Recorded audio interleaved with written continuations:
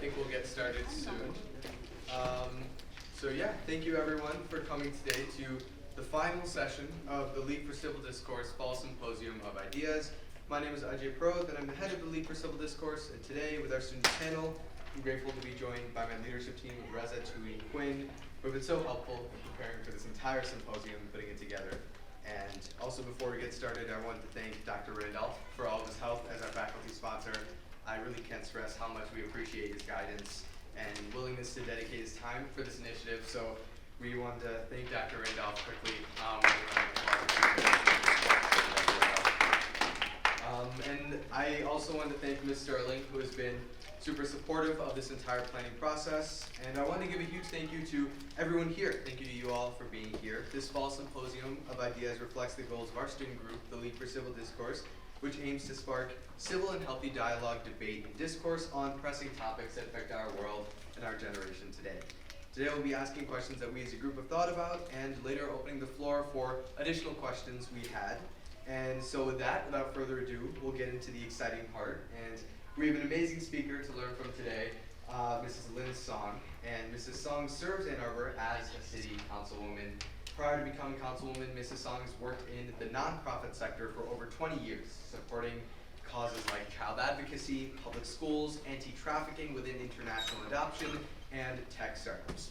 She has founded the Song Foundation, focused on helping Black, brown, and immigrant-led and serving organizations in Southeast Michigan. And Mrs. Song additionally has served on the boards of the Civ City Initiative, Neutral Zone, and University Musical Society. She's the former president of the Glacier Highlands Neighborhood Association. She's also directed a technology support program at Nonprofit Enterprise at Work, which is a capacity building organization in Ann Arbor. As councilwoman, Mrs. Song works to address social, racial, and economic inequities.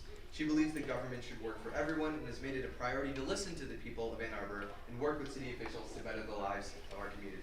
So today we're very lucky to be able to speak with her, and so please give it up for Ann Arbor City Councilwoman Mrs. Lin Song. So I feel like I should just clarify a little bit. I was city council member until last Thursday. I didn't actually run for re-election, so you can say former, recovering, but still very close to my identity. And I can definitely speak to the experience of running for city council, running for local office. Do you want me to speak to it, or do you have questions? How do you want to? I think, yeah, we can get started on questions from our panel initially. And I think we were wondering about how you also worked in nonprofits before. And we were wondering that previously what motivated you to run for the public office and how you started out and what some of the challenges were that you faced while you were running. So I'm actually a social worker. I'm an MSW from the University of Michigan. But even prior to that, I've always been a community organizer.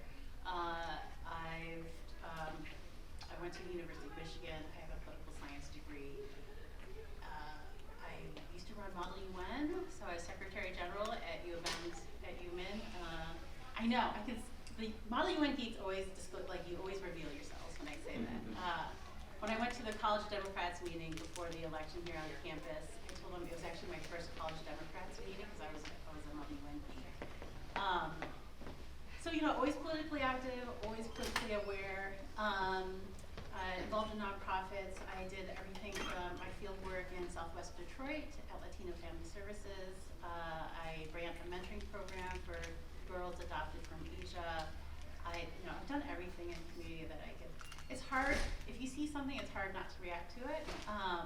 And that's how I kind of fell into nonprofit service, was leading my own organizations, leading an anti-trafficking organization in DC, which was really centered on fixing international adoptions. This was in the late 90s, early 2000s, where it was increasingly obvious how international adoption was corrupt. When my own family, my parents adopted my brother in '99.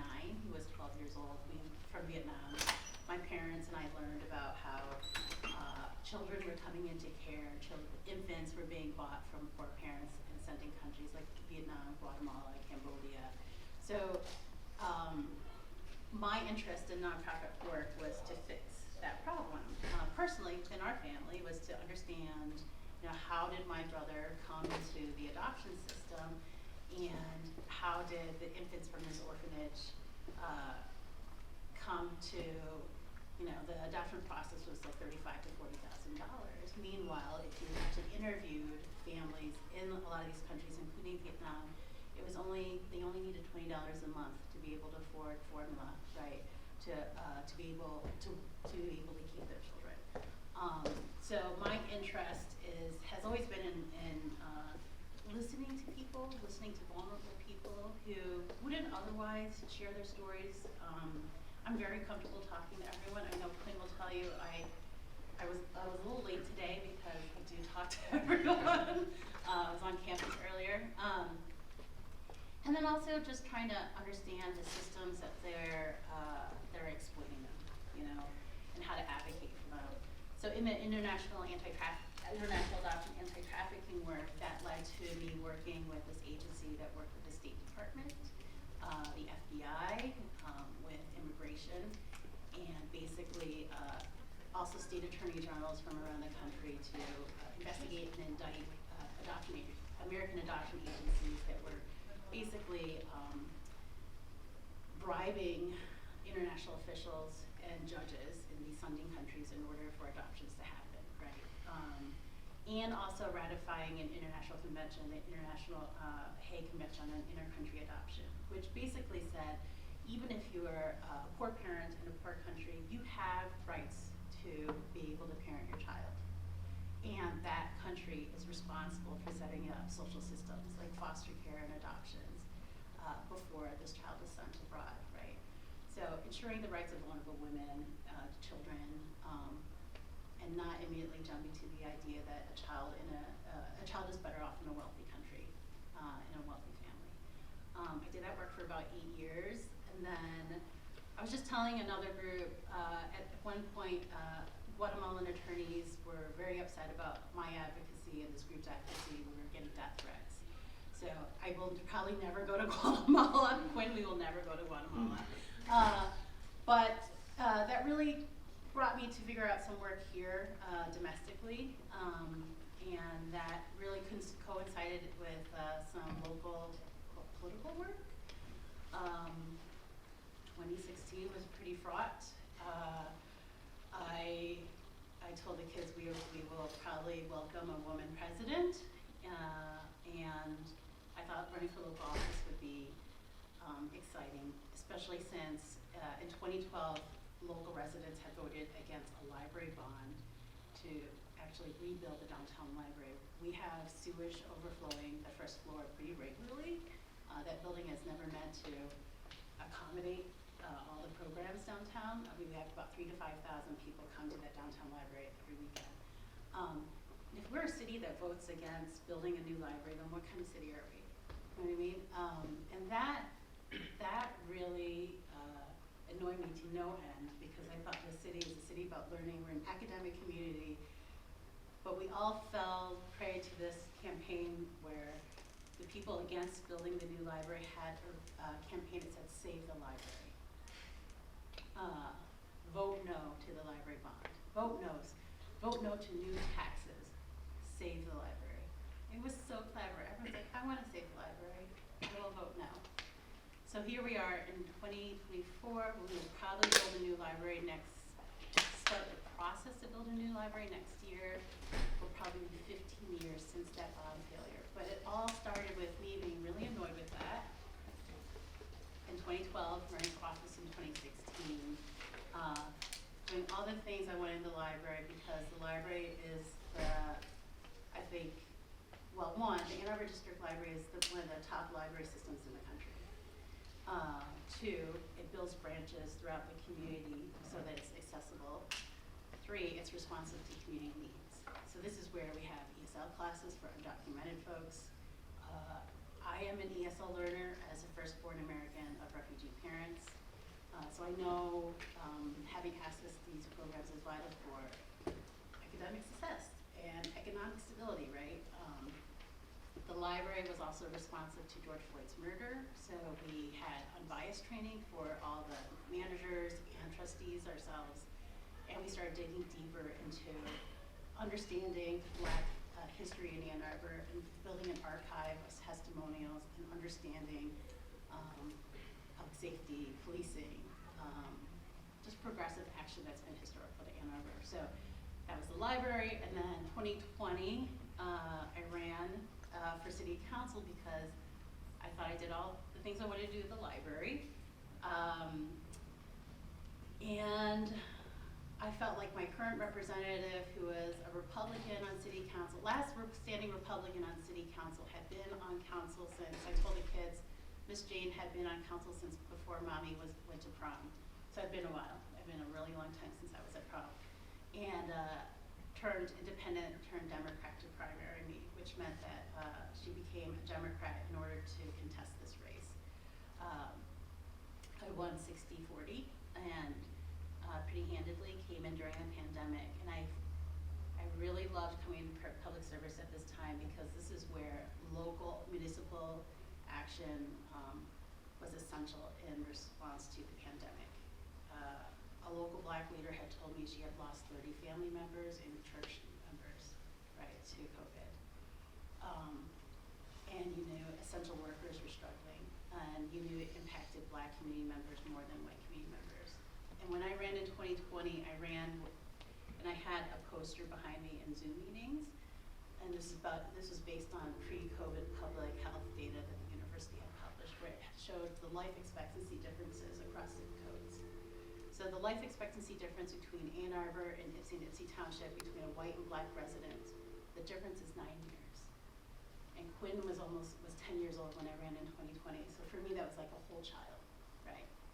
The life expectancy differences between Ann Arbor and Ipsy Township, between white and Latino residents, is 16 years. So when I ran in 2020, it was a response to not only being unhappy with my current representative in our ward, but also because of the pandemic and this data that we knew where deep segregation and redlining has created our community. Our community is the 8th most segregated community in the entire country, and it shows. And I felt like if I was able to come on a city council as the second out of 11 city council members to be a minority, hopefully my voice would make a difference in how we responded to it. So that's how I came into nonprofit work and public service. Thank you so much. Mm-hmm. Yeah. Yeah. So I know what you're holding right now, but I'm not sure if a lot of other people know what that is. Yeah. So do we have like the story behind it and what you've done working on the reproductive freedom initiative? So I've been involved in different ballot initiatives. In 2018, there was a ballot initiative for access to absentee ballots. Before 2018, in order to access an absentee ballot, you would have to have an excuse. And usually it was seniors or medical, right? So I was on the executive committee for that. That was also the same time as redistricting the way our state was very gerrymandered. So that was 2018. So that was really good practice for the 2022 ballot initiative, which after Roe v. Wade was overturned, the state of Michigan, a coalition of advocates came together to ensure reproductive rights in our state constitution. This was a joint effort with the ACLU, Planned Parenthood, and a lot of grassroots organizations. I was a co-chair of this. We collected signatures from across the state. We broke the records on how many signatures were collected for this, and it was bipartisan. People crossed party lines in order to ensure reproductive rights in our state constitution. And for me, it was very personal because, I have this uterus costume and I wore it that year and the year after when our state legislature had to codify it. Because I'm actually a survivor of an ectopic pregnancy, and if you've taken, your health classes, you might understand what that is. It's basically, that your pregnancy is in the wrong place in your uterus, and for ectopic women who experience this kind of pregnancy, you're likely to die when it ruptures. So if we were not 5 minutes from the hospital when this pregnancy had ruptured, I would have died. And where this pregnancy was, my surgeon said that she'd only seen it once before in her 20 years of being a surgeon. And I had to have an emergency hysterectomy. So it's really important, like, I wear this, I did get out the vote, I was at the polls, you know, for this election and other elections, you know, my congresswoman knows this, I gave this costume out to college students who are also helping with the Harris campaign. Because I need folks to see what this is and who it impacts. Because I prefer to be alive, and I prefer that other women can stay alive too. And if you can't identify this, you know, and these are ovary gloves, I kind of feel like you should think twice about whether you have a say in an issue like this, because it is a life and death issue, and it's a health access issue. So I know I've picked up Quinn from school here wearing this, which I know she just loves it when I do this. But it's usually because I'm coming from another event. I also attend board meetings. I used to be on the Neutral Zone, the Teen Center's board, so I've worn this in board meetings too, and on Zoom calls. So I'm pretty, I'm pretty relentless on this issue. This is educational. It's entertaining. I do shed a lot of sequins wherever I go, but also, you know, it's a personal thing, and you know, something that I really worry about with in other states, because this Prop 3 in 2022 passed with 57% of the vote. A similar ballot initiative had was just run in Florida, and in Florida, in order for a ballot to pass, they have a 60% requirement. So if this was Florida, it would not have passed. So understand how unique this effort was in the state of Michigan immediately after Roe v. Wade, and understand how unique in the country this was for the state of Michigan, and how our neighbor is the medical director for Planned Parenthood. In the wake of Roe v. Wade, she was running clinics, including one where an 11-year-old child from Ohio needed an abortion, came up to Michigan for care, right? So these are not theoreticals. These are realities. You've heard my reality. I just shared another real experience of an 11-year-old who was raped and needed abortion care here in the state of Michigan. Yeah. So I'm Tui. I'm a sophomore here, and now that the chapter of you being a city councilwoman is over for now, what are you focusing on now, and how do you see your work continue to impact the community? Sure. I didn't run for re-election for a couple of reasons. For me, I always feel like when I come into service with nonprofits or in office, I'm always looking ahead to build coalitions, and I don't like to sit in the seat to hold power. For me, it was important to recruit people to city council. So I didn't run, but I recruited someone to take my place. I also recruited other city council members. We are the most diverse city council in our 200-year history. We had never had more than 2 people of color, and I recruited 4 of us. We hadn't had a black woman on city council in 15 years until 2022, when I recruited Cynthia Harrison. Born and raised here in Ann Arbor, her mom was the first black nurse in our public schools. And I recruited Chris Watson, a Green Hills graduate, to city council. We hadn't had a black man on city council in 28 years. So when I talk about that zip code difference and life expectancy difference, that not only shows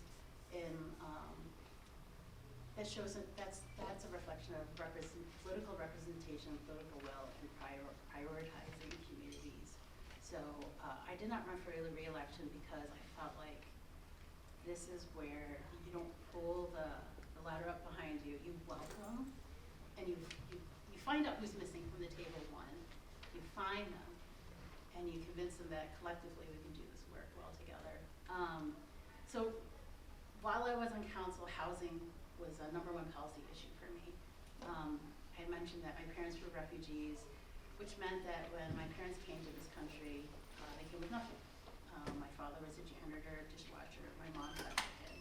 English is my mother's 5th language, my father's 3rd language. Women, Infant, and Children WIC. Do you know what the WIC program is? It's a program for women and children to receive free dairy, free food, free formula. So I'm a beneficiary of that program. In housing, yeah, having my parents were evicted when I was an infant. When you're poor and you live by the whims of your landlord, that insecurity just compounds itself, right? Like, how do you find a job if you don't have a home? How do you care for your child if you don't have a home? And that really informs my work here, right? Because in that zip code graphic, it meant that people were being pushed out from Ann Arbor and commuting in to work here, but they couldn't afford to have homes here. And I always remembered how my parents were in similar positions, right? Even though this country welcomed them from war-torn countries as refugees, in their homes, a Lutheran church had sponsored them and welcomed them in their homes. We don't do that now for refugees now. I'm on the board of Jewish Family Services, and they do all the refugee resettlement. We don't see resettlement in people's homes, and it's too expensive. Housing is too expensive, so now we resettle folks in hotels out to Toledo and out to Jackson, right? Housing is essential for economic mobility. It's to right those wrongs of those life expectancy differences, right? Because if you live closer to where you work, then you can get a better job. You would pay less of your salary on rent, right? You would live in the community where you send your kids to school. You have access to, you can be 5 minutes from the hospital like I was in an emergency, right? So my work now is with the State Housing Authority. I'll be informing policy decisions so that we can build more affordable housing more quickly, and working with the HUD, the federal level, the state level. And since we have a family foundation, trying to push philanthropy to also invest in housing. Philanthropy traditionally invests in programs and services, but I need us to actually match public dollars to build homes for people. So I'll be working on affordable housing, probably running for office again, and then working on improving the Democratic Party voter outreach. So I'll still be useful. Yes. So I had a question, maybe generally, Yeah. by example, how are you able to keep disagreements civil within people in our community? Oh, that's such a good question. Okay, so when I came into office in 2020, the first year, because the governor had public servants meet virtually, we were on Zoom, and Quinn knows this story. We had 7-hour city council meetings, so from 7 p.m. until 2 a.m. And this is mostly because we had very contentious city council members who had to speak on every single agenda item. No one has strong feelings about main sewer lines. It was just meant to aggravate other council members. So one way of coping with it was that I got myself and other city council members who tended to vote along with me foot massage machines. So because we were on Zoom, and I was in the basement on a folding table. Look, they're 7-hour meetings. You can run those machines at an hour at a time. So just don't lose the remote. So Quinn would actually have to run down and restart it sometimes. But you know, there's that, but also learning how to understand that sometimes your political colleagues are not there to actually solve problems, you know. And it was really, really evident during the pandemic, where we were hearing from constituents who were saying things like, I need public schools to resume. Public schools have just canceled childcare. I will lose my job, right? And even though city council and the school board are completely 2 separate entities, a lot of folks don't know that. So they'll come to their city council rep and say, I need you to fix the schools. And this was actually a very contentious issue where we had to navigate actual solutions and hear past people who disagreed with us. I convened a Zoom call with city council, school board members, state legislators from the state house and state senators, because we had just received federal funding called ARPA, pandemic relief funding, to the city, to the county, and to the state. And we're trying to figure out how to spend this money. And on this call, we approached school board members and we said, look, we can dedicate funding to save childcare so people can keep their jobs, right? It's really hard for folks to come pick up their kids at 3 o'clock. You see this, you know this. If your shift ends at 5, right? 5 or 6. With traffic, 6, right? School board members hung up on us. I had a county commissioner who called in, she's a NICU nurse. She called in scrubs. And school board members had said, this is not a salary issue, this is not a labor issue. She's a labor organizer at the hospital. And these school board members said, you don't know what you're talking about. You maintain your own entity. We know what we're doing. So, and this was disastrous for schools. It's still disastrous, right? Like the schools are still recovering from losing families who left the school system entirely. And when you leave the school system, you take that state allocation money that goes from the state with you. So meaning like whenever Ann Arbor Public Schools loses students and they go to a different district, that money follows them, right? So even though schools here had reopened, without childcare, they kept losing funding, right? The way we figured a way around that was to work with different entities. So I managed to work with the county commissioner, Andy LeVar, and I said, you have more flexibility with your county ARPA funding. I want you to set aside $5 million for child care subsidies for low-income families. And we're gonna go around and get the rest of your county commissioners to vote to approve this. Because everyone had a pet project. One wanted child savings accounts, another wanted to fix a bridge. Like, this is where things can get really messy at the local level. So it's not just like personal disagreements that need foot massages, right? It's actually policy issues, and how we prioritize them can really become complicated. But I kept getting these calls from people who are desperate. One of our neighbors, one of my constituents is a dentist. She's one of the few dentists in the entire state who actually does dental services in state prisons and county jails. During COVID, very few dentists wanted to go into county jails and state prisons, right? It was dangerous. It's normally already dangerous, but with COVID, before vaccines, even more so. And without vaccines and COVID and without childcare, even more difficult, right? So these policy choices increases suffering, you know, and if local folks weren't listening to it, that's the consequence. So being able to work with colleagues who would listen to us and would think creatively led us to be able to at least set aside enough funding for like the poorest, neediest families access essential childcare so they could keep their jobs. So those are 2 examples of like suffering at the table because your colleagues are annoying and then actual suffering that local electeds create, you know, because they just didn't want to hear it. They didn't want to listen to like the real problems.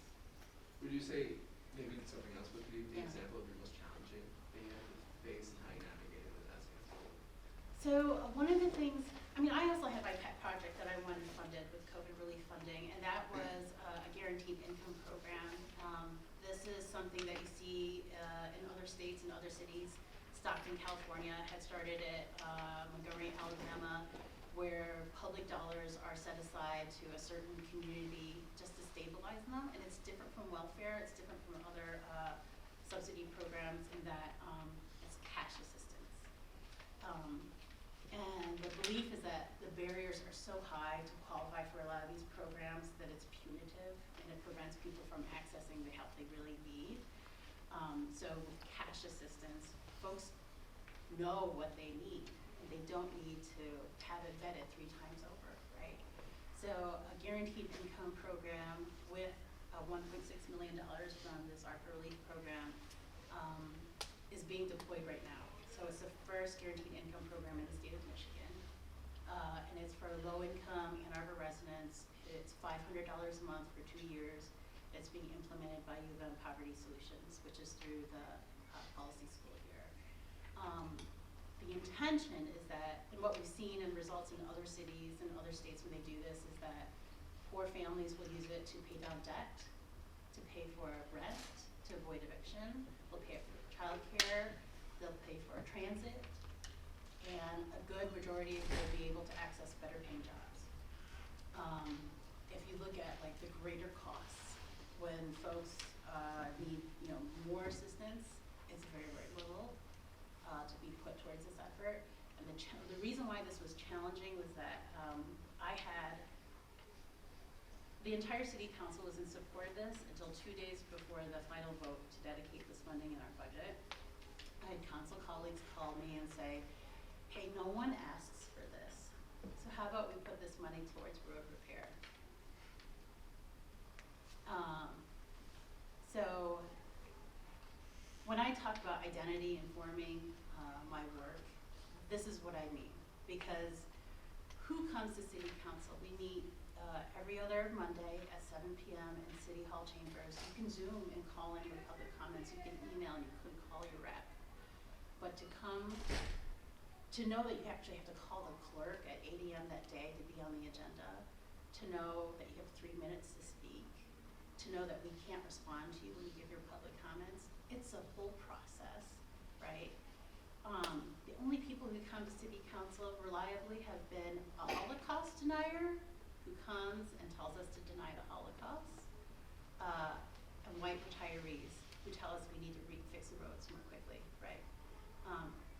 The people in these other zip codes who come work here, who send their kids to school here, who want to live here. We have 80,000 daily commuters in a city of 120,000 people, right? They are not coming to city council. They are most vulnerable community members. 1 in 4 kids in Ann Arbor Public Schools is on free and reduced lunch. We do have poor and struggling families here. They are not coming to city council because they're going on to 3rd shift, right? They are not asking for a guaranteed income program. No one asked for a guaranteed program. I asked for it because of what I've seen in nonprofit work and what I see when I talk to everyone, everywhere. And I had asked my colleagues, well, how much road would 1.6 million fix? It would fix 1 mile in the city of Ann Arbor. And I am asking for $500 a month for 100 families for 2 years. And that's the calculus that I had to advocate for and argue for because no one else asked for it except for me. And now that I asked for it and I insisted on it, and they did come around to vote on it. They did try to say, well, how about half of that money go towards it? They did negotiate. I'd shamed them. I said, shame on you. Shame on you. You know people are suffering and dying on multitudes, like exponentially suffering. And you don't want to give $500 a month to 100 families. It was shameful. But we did it, and now it's a model for what's going on in Flint with Dr. Mona. She has philanthropy and pandemic relief funding that's going towards all Black mothers in the city of Flint and their children. And she's seen results as more kids are coming in for medical care as a result of this, right? So lowering barriers instead of keeping barriers high is the most difficult work. Thank you. Yeah, I know you talked about many issues, pressing issues that you can't choose all of them. You have to focus on one at a time. So Yeah. How is that process? Is there a lot of debate? How do you choose what to get done?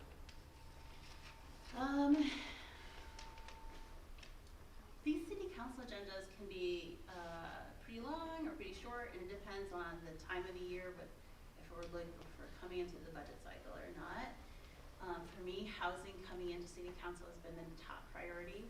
So,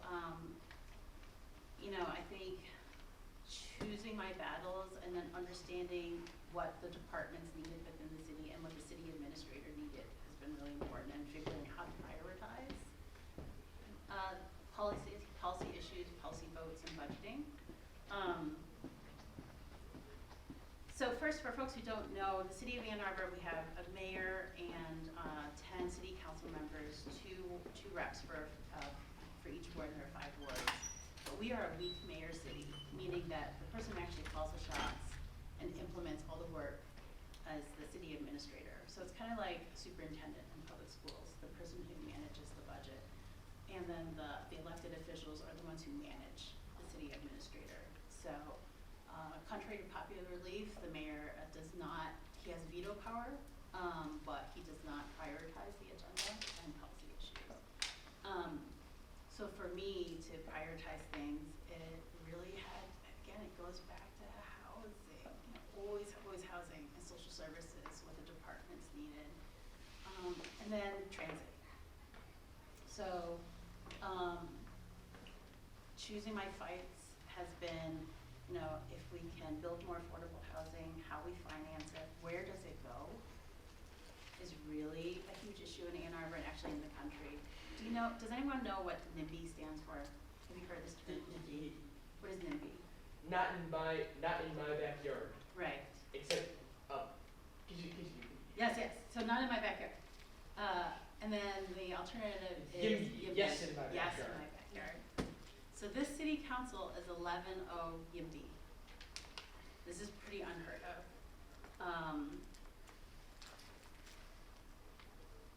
But Ann Arbor doesn't fully embrace this, They worry about apartment buildings showing up in their neighborhoods, and that's not gonna happen. So we try to prioritize things, I try to prioritize things, and I also have to fight misinformation and disinformation. Next door is like my greatest enemy. It's this online forum where folks are just scaremongering, And NIMBYism shows up in ways where, in different ways where we have community engagement meetings where people just shout at me and say, I want you to stop more people from coming to the city. Is NIMBY? Oh, Yeah. I'm just sorry to interrupt, but is NIMBYism like one of those things that that created helped create the housing crisis that Ann Arbor and cities like Seattle, Chicago, and New York are all facing, or? Yeah, so we have not had a housing boom since the 1960s in the city of Ann Arbor, and it's hard for people to hear that because they see sky rises coming downtown, but we have not actually met anywhere near the demand of housing because the university's building a 3rd hospital, admitting more students. Ann Arbor is the economic engine of the entire county. These are good problems to have where people are coming to work here, but NIMBYism has stopped building in our downtown where we can have tall buildings close to transit, and we suffer for it. So yeah, your question was how you prioritize the things I want to do. I hope that I'm responsive, and I hope I pick the good fights, but these are larger issues outside of Ann Arbor, right? So you had mentioned in other cities. Ann Arbor is the 5th largest city in the state, and we are the most expensive city in the state. And a lot of that is because we have not done what we were supposed to have done for 40 years. We are supposed to build hundreds and hundreds of units every year.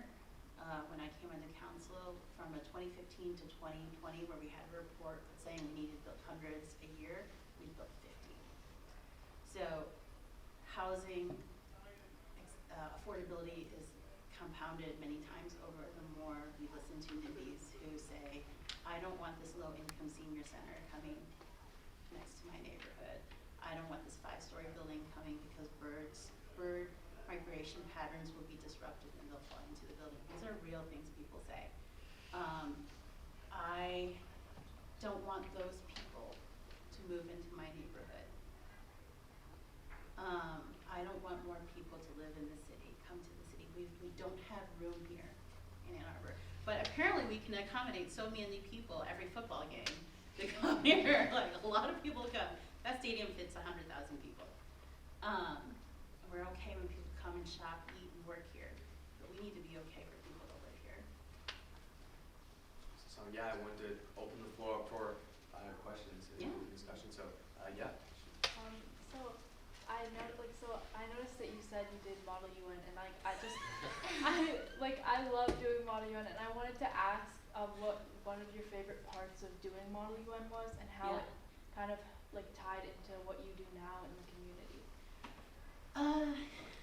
I mean, as a student, I loved Monument because I could learn more about global history beyond my own family's history. You know, we come from generations of fighting colonialism and war, right? Like my grandmother was twice widowed over by the Japanese who came down and massacred villages all throughout Asia, down to South Asia, right?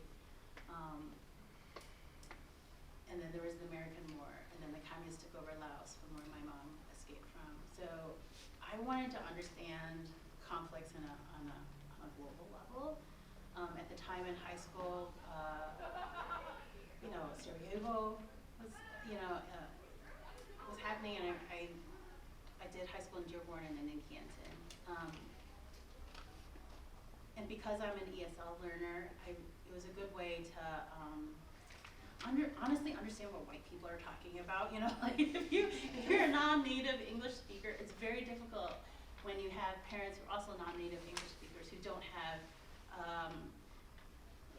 I had to explain American history to my parents, American literature, and it was just learning as we go. And I wanted a global context. I also thought I'd, you know, work at the UN one day. So I actually studied for the Foreign Service exam, but I ended up meeting this punk rock skateboarder who, and Quinn's father, and became a social worker. But the way that the Molly Wen work forms my work now actually came up this year, where City Council passed a ceasefire resolution on Gaza, and this was difficult because we had a lot of residents who were very divided about this, because they said, City Council, our mandate is on roads, sewage, parks, police, like city services, right, and social services, and zoning for housing. Netanyahu was not waiting to hear from Linh from City Council, right? But the same as when I talked about a black leader in town saying that she had lost 30 family members and church members to COVID, it was the same exact story where a resident came for public comments and said he had lost 30 family members in Gaza. So I had to teach myself, I mean, I actually said at one point to some of the organizers, you know, like, we're not even Molly Wen here. You know, we can't even pretend that we understand the conflict there at this table at City Council, right? People did not elect us to weigh in on international issues. But I had to learn, similar to COVID, that people were looking for a way to express themselves to any elected authority if they didn't feel listened to by Debbie Dingell or their congressional rep or, you know, a senator. Their neighbor, who's a city councilwoman, seems approachable, and we just had to sit. So it was 5 hours of public comments. It was over 100 public commenters, 3 minutes each, speaking to the suffering their families were facing, and also suffering from, you know, we had Israeli families too, talking about October 7th. So empathy for global conflict and understanding how these conflicts aren't resolved. You know, I kept saying, like, you're at the wrong table, you need to go here. But I think what I had to learn and what other representatives had to hear and learn was that these conflicts aren't going to be resolved anytime soon anyways. So we have to make a place for them to voice, to share their voices, you know, and be heard. Yeah, thank you. Mm-hmm. Yeah. So, like, when you're growing up, you want to be like one of two things. You either want to be super famous, whether it's like an athlete or a TV icon, or you want to be a politician. No, you do not. Really? Do you want this uterus costume? Oh, no, I'm good. So like, how is it being a politician? Like, and like, Okay. also like, how did COVID change being a politician? I never thought of myself as a politician. Other folks did, you know. And there's actually a statistic that women have to be asked 6 times to run for office before they actually run for office, whereas men immediately imagine themselves in office and winning. I had to be asked 6 times by a state senator, by committee organizers. So I didn't expect myself in this role, although everyone else expected me to be in this role. I really enjoy it because it's different from social work in that I can actually inform the policies that affect people. Whereas I was working on the aftermath of what people were experiencing, right? Being evicted, not being able to access food, legal representation, right? Navigating a system when you're poor. I can actually say, no, we're gonna budget here so that people are taken care of on the front end. I really like it. I really enjoy it because it's a good way of finding allies and then arguing for your position, even with people who absolutely hate you and are not amused by the uterus costume, right? So I don't know. That was the first part. Like, why or do I enjoy being a politician? What was it? And how did COVID? Was Yeah, that like it? how did COVID change that? Campaigning. COVID changed how you campaign. So I had to rely more on online campaigning, you know. Folks now put out more information on Reddit, you know, on ballot initiatives and campaigns. I will never be on TikTok, but, you know, clearly from other campaigns, social media has taken over. But I feel like with this recent election and loss, I think going back to traditional campaigning, going door to door, knocking on doors and having real conversations with people in real life will bring us back to understanding what the daily struggles are, you know, instead of just watching, listening, and believing what's online. So yeah, hopefully we can get back to the basics.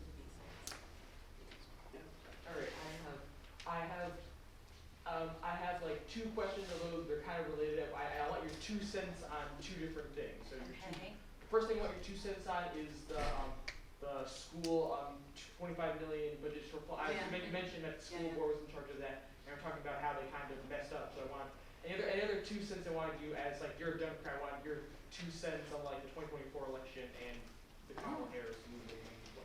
So the $25 million shortfall was really unfortunate. I mean, we're separate bodies, but I'm very close friends with school board members who I helped recruit. You know, one of them is a fellow social worker, and I remember recruiting her, and we actually ran on the 2020 ballot together at the same time, and I told her, Crystal, you're an Afghan war veteran, you're a combat veteran, and you're a social worker, and you worked in a morgue. School board will be really easy. Like, if you've done all these terrible, horrible, hard things, school board would be super easy. It is not. I think the $25 million shortfall, I mean, it was an accounting error, which is hard to hear and hard to believe, but the culture of the school board was that, like, some school board members hadn't attended, they did not attend finance committees meetings, and the superintendent had presented a budget where schools had hired more staff and teachers than they had cash for, right? And the state requires that schools have a minimum balance before state will take over the district. So what you're seeing from that one accounting mistake and, you know, a superintendent who is not, I don't know, accurate in her descriptions of her needs. Yes, is a struggle that will take about a decade to recover, right? Because if you think about, like, I talked about the library bond failing in 2012, and now probably in 2025 we'll probably get a new library despite sewage overflowing every year. With families having left because lack of childcare in schools, with teachers leaving now, and with large class sizes, we're seeing it's hard to recover from that. And as Ann Arbor becomes more more expensive, older, whiter, wealthier, coming to work as a school teacher in a challenged system like the Ann Arbor Public Schools right now is asking a lot of people, right? They've just increased the insurance. Teachers are paying double for their insurance right now because of the budget shortfall and increasing insurance costs around the state. But the state of Michigan in general has a really hard time in how to appropriately fund public schools anyways. Even though there are models around the country that we could do and follow better, like Mississippi actually has, I know, Mississippi, which is a weird thing, but there's a Mississippi miracle where they were able to restructure literacy for a higher literacy rate. And that director of education was poached by Governor Westmore in Maryland now, and I was able to meet with both of them. All this to say is that the things we see in Ann Arbor with the budget shortfall, with leadership, it's a common struggle in public schools in the state of Michigan. And if, even though the governor has done a lot of things with like public school funding, free school lunch, how leadership works in a very, very local level impacts, has like greater influence. And it's why your second question was about being a Democratic Party. Steve Bannon had a whole game plan and saying like, this is how the Republican Party and MAGA will infiltrate politics. And it starts with school boards, library boards, right? And he's been very true to his word. So not only are we kind of fighting the quality of leadership that comes into these local seats, but we're also fighting like outside of Ann Arbor, and not too far from Ann Arbor, we see school boards and library boards being taken over for very unfortunate cultural issues like banning books, right? So when it comes to partisan politics, I feel like this is where Democrats can't be distracted by that chaos. You know what I mean? Yes, we need to ensure LGBTQ rights. I had drag queen bingo at the library, you know, when I was a trustee. People are fine. There's no suffering at drag queen bingo. So we can't just be distracted by these things. I think the 2024 elections was really that we expected people to turn out. And they did not turn out the way we expected them to. Even with increased access to ballots and gerrymandering being addressed in 2018 and 2022, we did not see people come out to vote the way we wanted to. So I'm hopeful that in the next election, if you look at the local level, the state level, federal level, we'll have better candidates who are more in tune with like these daily struggles, right? And understand that like partisan, like for the Democratic Party, I mean, I've been making this joke that people are not coming to the polls for bridges or Beyonce, because we build a lot of bridges, you know, like the Infrastructure Act that Biden did was incredible, but that's not resonating with people. For me in talking to folks in local politics, I keep telling them about the housing shortage, childcare shortage, transit, and 8 to 10 families a week are being evicted, are coming into homelessness in this county. 8 to 10 families a week in this county are coming into homelessness.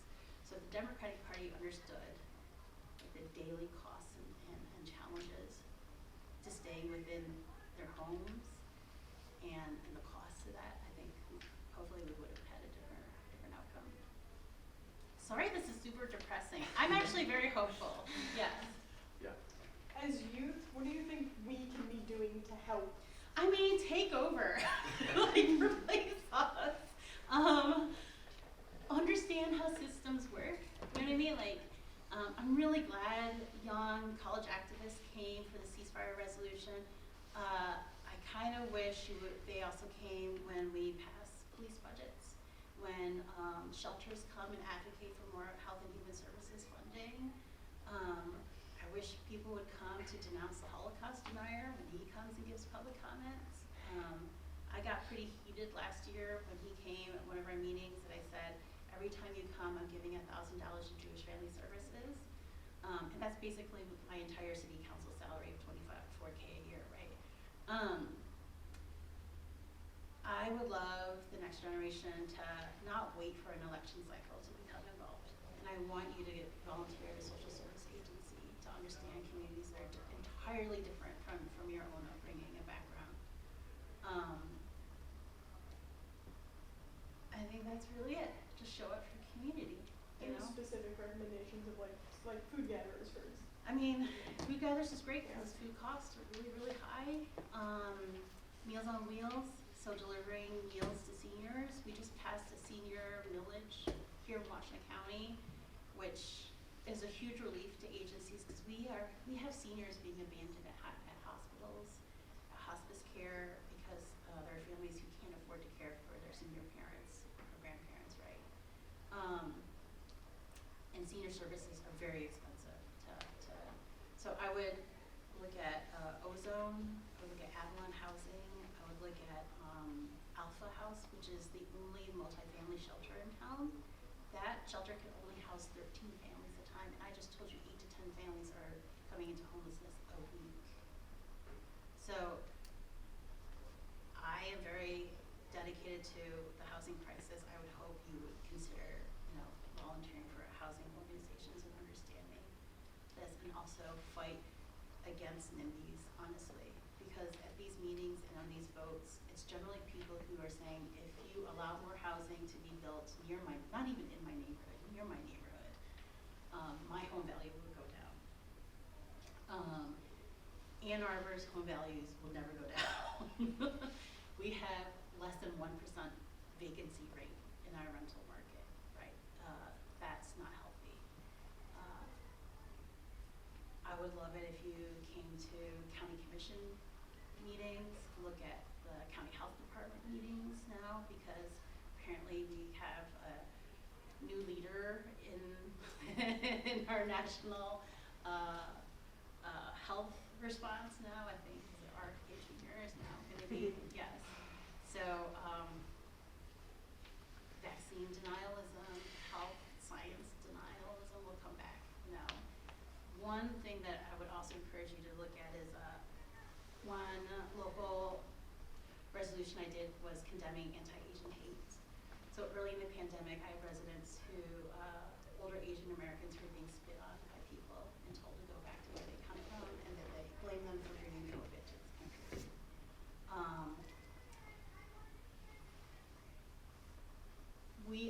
There was an increase in Asian Americans buying guns because they felt unsafe in this community.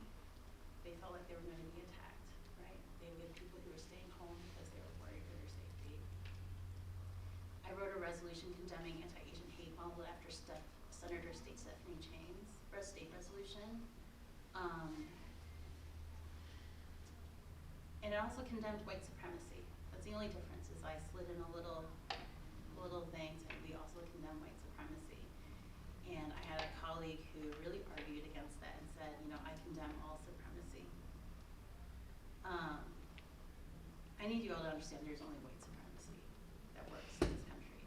We are not yet at Wakanda, okay?